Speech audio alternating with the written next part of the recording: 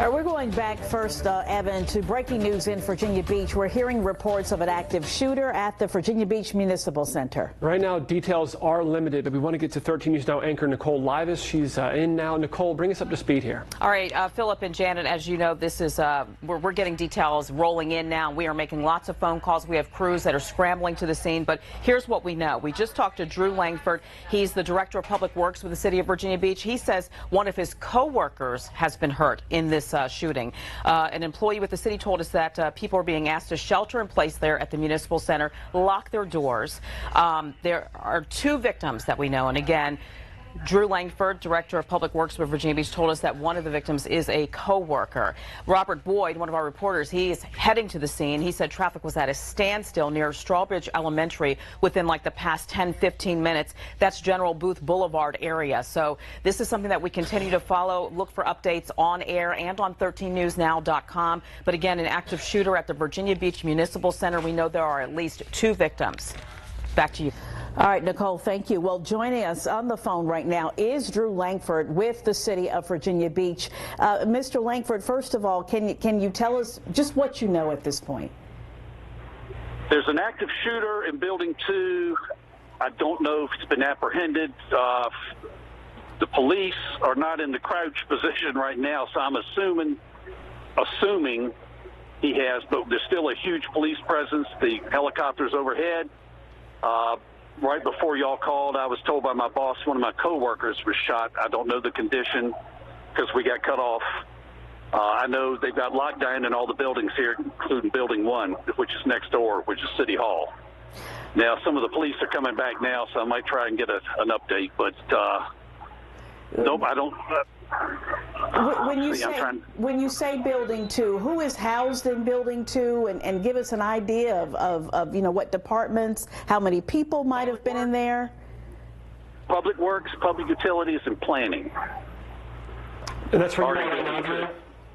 Yep, across the street. Now, I do see some police entering one of the side doors, so I don't know what that indicates at this point, but. Drew, how did this come to your attention? Did you hear gunshots? Did you hear anything about who this, anything about the shooter, him or herself? I work in Building 2. Fortunately, I just left to run down the street for a meeting, and my daughter, who works in Building 1, called me, just delirious, going, "Are you okay?" And I said, "Yeah, why shouldn't I be?" And she told me, and then I got a call from the police communications team, so I hauled freight down here, just pulled up in front of the building. There's probably 15 cars right here just in this parking lot. And then one of my co-workers over in Building 1 texted me saying, "What's going on? I just saw a bloodied employee." Well, just to reiterate what you were mentioning earlier, Philip, regarding how many people injured. And of course, being injured and being shot are 2 different things. We also have to clarify that. But right now we just know 2 people, 2 victims is what police have told us. But I got to tell you, I have seen a lot more than 2 ambulances coming out of the scene with flashing lights. Now, hopefully no one is in the back of those ambulances. We just don't know at this point. But I have seen at least 4 or 5 ambulances with my own eyes in the last 10 minutes leaving the courthouse area with their lights flashing, obviously in a hurry, we assume to go to a hospital. So that's all I can tell you. Again, you got to hope that no one was in the back of those ambulances, but a lot of ambulances were leaving the scene with flashing lights in the last 5 or 10 minutes. And as you see right here, coming right now, a lot of police cars are just butting through traffic right now, going up on curbs, going up on sidewalks, doing whatever they can to get to the scene. So it's still very, very frantic out here, to say the least. As you see this, look, we're getting live video right now. You see this unit just blaring right through traffic, going head on into the courthouse. So it's still a very, very active scene from a police standpoint. And again, a lot of ambulances coming and going from the courthouse. Now, of course, anytime you hear of any kind of shots fired, you're always going to be better safe than sorry and call in more ambulances than hopefully needed. And we got to hope that's the case here, that they called in, all hands on deck, and hopefully they only needed a couple of those ambulances.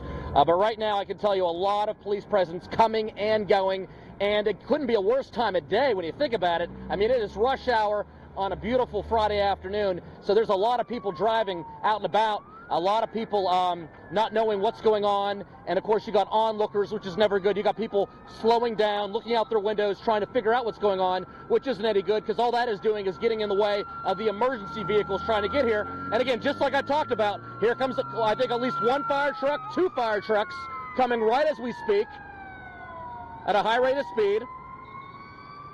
Police, literally I just saw an officer running out of the way to make sure he's not in the way of this fire truck. And here they come. Now look, as these 2 fire trucks enter the courthouse area, we've got another emergency vehicle racing past with its lights on, leaving. And again, that is the confusion and the stressfulness out here. You've got so many emergency vehicles coming and going all at the same time. And again, a lot of people are just wanting answers at this point. And it's hard for probably the police to even give the media answers, because they're still trying to wrap their head around this and figure out exactly what happened, who was injured. And again, most importantly, making sure that all the shooters are accounted for. Right now, we believe only 1 shooter. But again, police have to obviously cross all their T's, dot all their I's, and make sure it is only 1 shooter. So that's what we're looking at right now, a huge police presence.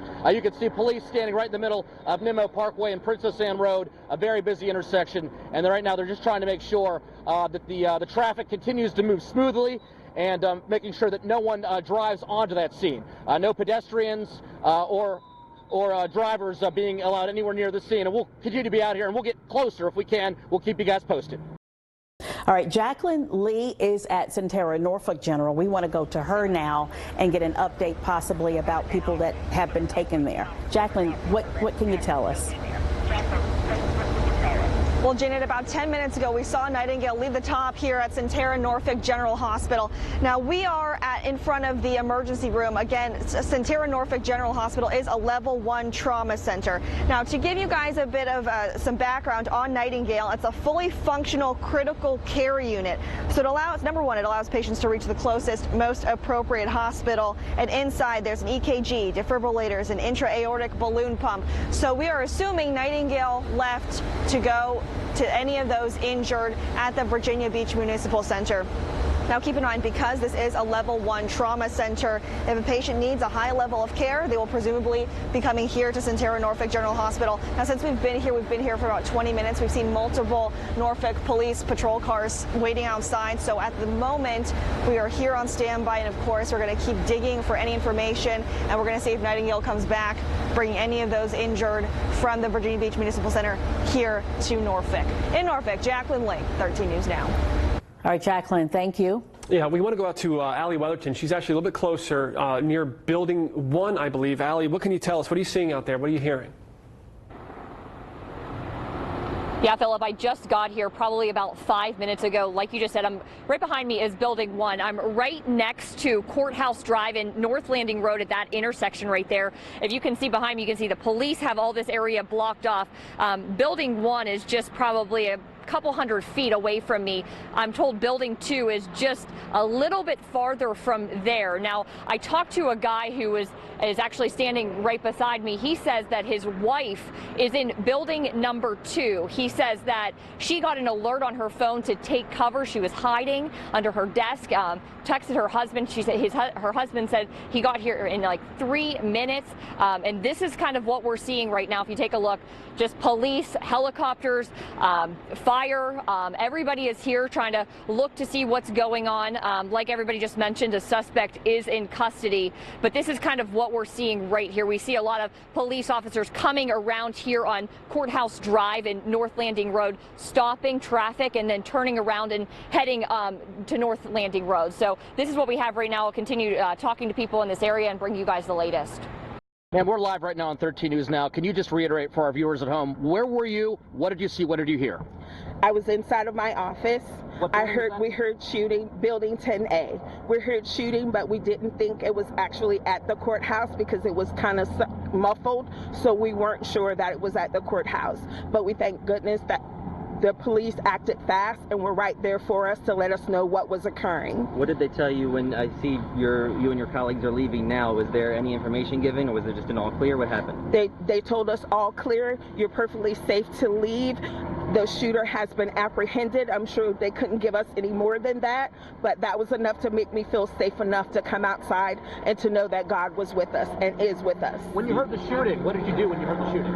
I just went in and asked my coworkers, what's going on? Has this ever happened before? And they just said, we're being told to stay in the building. Do you know anybody in the Public Works building? No, I do not. Did you get under your desk, or you just stayed at your desk? How did you handle it? We stayed at our desk because we work in cubicles, so we're not by any windows or anything, but the police were still present so that we could see that we were safe by them. Nicole, what's your update? Yeah, let's bring you that information again about the families, because like we said, we can't imagine being in this situation where you're trying to reach a loved one who works there or was doing business there in that busy municipal center on a busy Friday, and now you can't get in touch with them. So the city is asking families to go to Courthouse Community United Methodist Church. That's on Princess Anne Road. The exact address, 2708 Princess Anne Road. It's not far from the municipal center, not far from the golf course down in that area, if you are familiar. Let's give an update now on the patients that we know about that have been taken to local hospitals. This is coming from Sentara spokesperson Dale Gauding, that 5 patients are at Sentara Virginia Beach General Hospital, 1 patient at Sentara Princess Anne Hospital, and they're saying that patient is being picked up by Nightingale, that regional air ambulance. But we said has been waiting there at the scene for transfer to the Level 1 Trauma Center at Sentara Norfolk General Hospital. I'm with a woman named Megan Banton. Megan, just tell us your story. Where were you when the shots rang out? I was in Building 2. You were in Building 2. Yes. What did you see? And first of all, we're glad you're okay. We're going to let you know right now we're so glad you're okay. Could you tell us what you saw, what you heard? We just heard that there was an active shooter, and we just barricaded ourselves in offices to make sure that we were all safe, and I called 911 just to get them to come there as fast as possible. Can you take me to what was going on right at the point when you realized something was terribly wrong?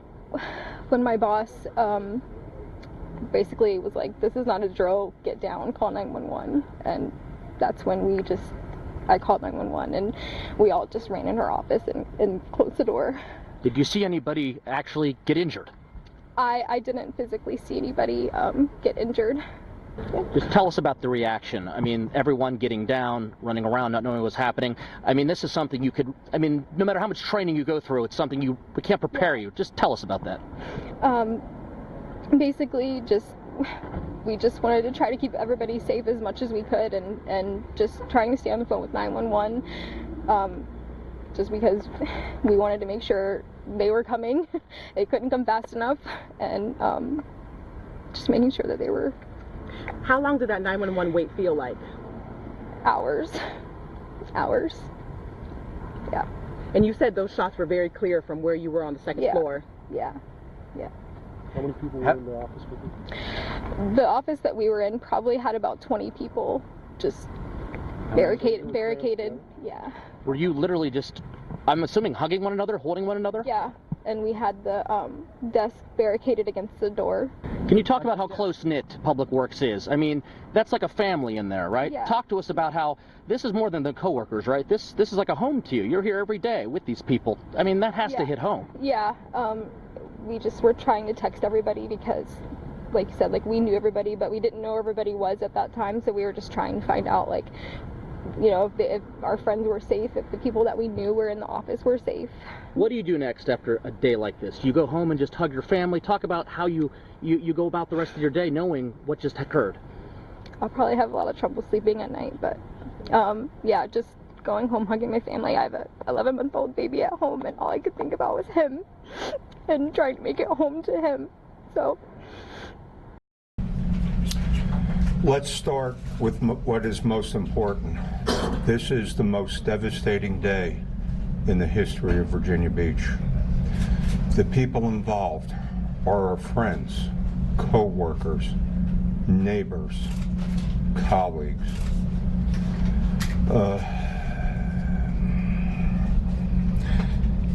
You know, at this point, I would like to turn things over to Chief Severa to give you the information that we have so far. Right now, I can tell you we have multiple casualties and multiple fatalities. We have 11 deceased victims. They are at the scene. We had 6 more victims who were transported to area hospitals. I do not have the condition of those victims at this particular time. I can tell you that one of the individuals shot by the suspect is a Virginia Beach police officer, and he was saved by his vest. Apparently happened by a longtime employee who went into the building about 4:15 and just indiscriminately started shooting and hit a number of people. Police responded very quickly.